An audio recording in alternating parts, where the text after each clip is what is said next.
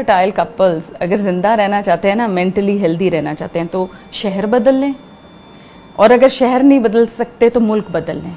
मतलब जहां आप रहते हैं वहां से चले जाएं, क्योंकि जो आपको लोग जानते हैं वो आपको भूलने नहीं देंगे कि आपके साथ आप में कमी है। मेरे 6 मिसकैरेजेस हुए हैं और मुझे हर दफ़ा ये लगता था कि मेरे बच्चे ही मुझसे छीने गए हैं। शादी के तकरीबन कुछ महीनों बाद ही मैं गायनोकोलॉजिस्ट के कहते हैं ना कि नॉक किया कि नहीं कुछ मसला है। तो जब मेरी लेप्रोस्कोपी हुई और मुझे अच्छी तरह याद है कि मैं अभी थोड़ी थोड़ी बेहोश थी एनेस्थीसिया में, और मेरे डॉक्टर ऑलमोस्ट अपोलोजेटिक थे, यू हैव एंडोमेट्रियोसिस, और बहुत सवेयर एंडोमेट्रियोसिस है, पूरा यूट्रस अफेक्टेड है।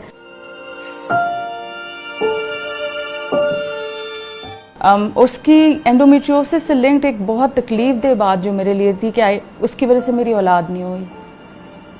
और मुझे डॉक्टर ने हमेशा कह दिया कि कहते हैं ये कैच 22 है, मतलब तुम्हारी औलाद प्रेगनेंसी होगी तो एंडोमेट्रियोसिस सप्रेस कर जाएगा, ठीक है, वो इसका इलाज भी और तुम्हें चाहिए भी। मैंने कहा मैं प्रेग्नेंट ही तो नहीं हो रही। एंडोमेट्रियोसिस एक ऐसी बीमारी है जिसे हम एक बहुत पेनफुल बीमारी कह सकते हैं।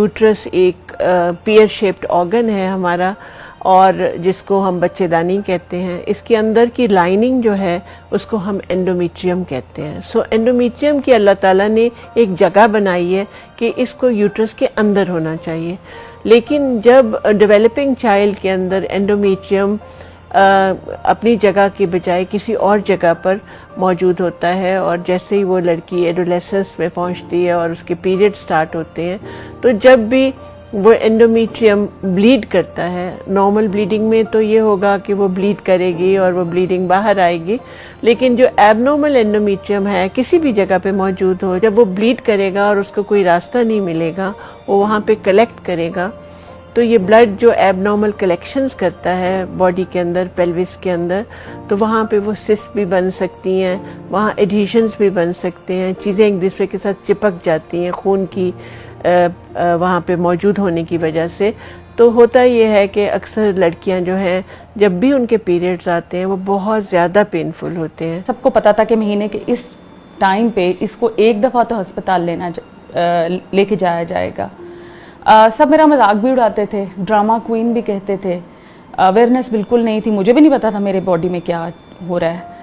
इस कदर पेन होती थी, जैसे जब भी मुझे एंडोमेट्रियोसिस की पेन हुई है कि जैसे कोई एक खंजर लेके यूं करके आपके सारे ऑर्गन्स को काट रहा है। हर एक स्टेज ऑफ एंडोमेट्रियोसिस जो है उसका इलाज फ़र्क होता है, और आम तौर पर इनके लिए दवाइयाँ मौजूद होती हैं जो इनको दी जाती हैं। अगर सिस्ट वगैरह बन जाए तो उनका ऑपरेशन होता है, अगर ट्यूब्स के अफेक्ट हो जाए या पेल्विस के अंदर एडिशंस बन जाए या ओव्यूलेशन ना हो रही हो, उसके लिए दवाइयों के साथ साथ IVF या आर्टिफिशियल रिप्रोडक्टिव टेक्निक्स भी यूज़ करनी पड़ती हैं।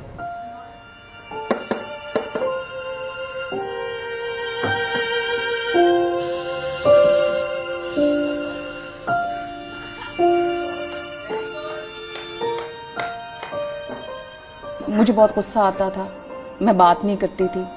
कई लोगों ने तो मुझे बुलाया भी नहीं, मतलब उनके बच्चों की बर्थडेज होती थी, मुझे अच्छी तरह याद है, मुझे कहते थे आप अभी फर्स्ट बर्थडे आप पीछे बैठ जाओ, वो साया या जो भी आपकी औलाद नहीं होती, वी डोंट वांट यू, बहुत बच्चे के करीब जाओ। और उसी वजह से मैंने एक मीडियन एडवोकेसी प्रोग्राम शुरू किया बेटी के नाम से, कि पाकिस्तान भर की बेटियों को, माँओं को, बहनों को, बीवियों को उनके हकूक़ के बारे में बताया जाए, उनको